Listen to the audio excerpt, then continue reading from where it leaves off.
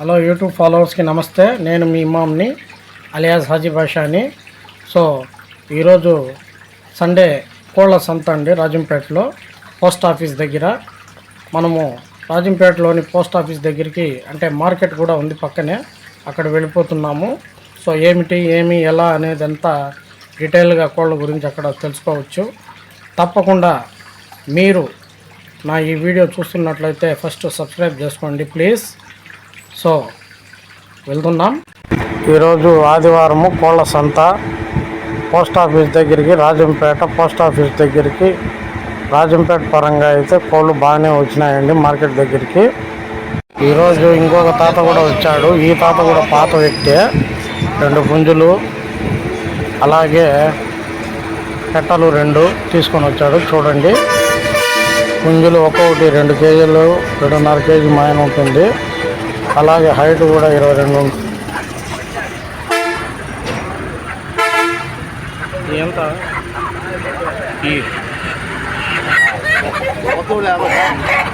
అయ్యా అట్లా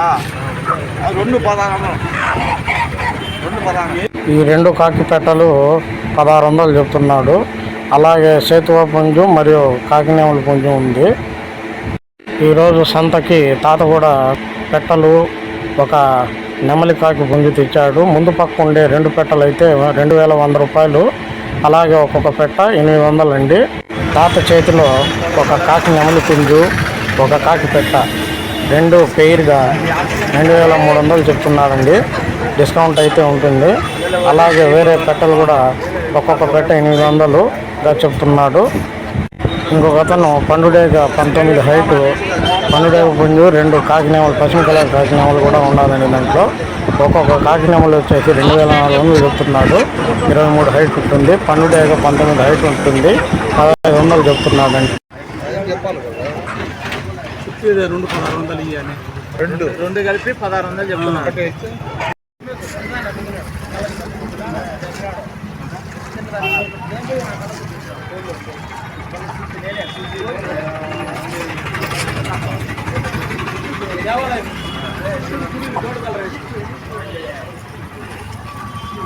ఎంత అంటానా? 1600.